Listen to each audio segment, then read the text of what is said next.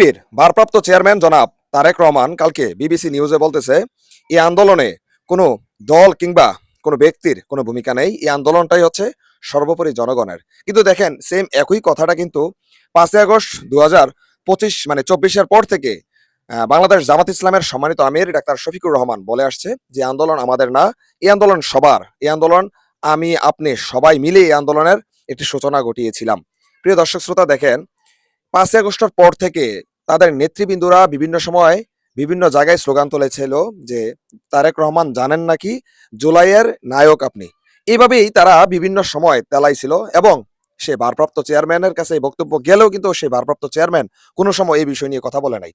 তো যাই হোক, আগামীতে নির্বাচন, ওই নির্বাচনকে সাফল্যমণ্ডিত করতে হবে এবং জনগণকে হাতে না নিলে জনগণ তো ভোট দিবে না। আর সে হয়তো জানে যে বাঙালি মানুষ, আমরা বাঙালিরা ভুলে যাই, আমরা যতই অন্যায় করি না কেন আমরা কোনো মনে রাখবো না। যেমনটা বারে মানে যেইভাবে ৫ বারের চ্যাম্পিয়ন দুর্নীতিতে হয়েছিল, তো হয়তো জনগণ এগুলো ভুলে গেছে। যার কারণে জনগণ নাও মনে রাখতে পারে। তো যাই হোক, সর্বোপরি জনগণকে এবার শামিল করলো, জনগণকে পাশে রাখার জন্য এই আন্দোলন ব্যক্তি কিংবা কোনো দলের না, এই আন্দোলনের মাস্টার মাইন্ডে ছিল জনগণ। সেই বিষয়ে বিবিসি নিউজে বলা এবং যমুনা টেলিভিশনে এটাকে প্রচার করা।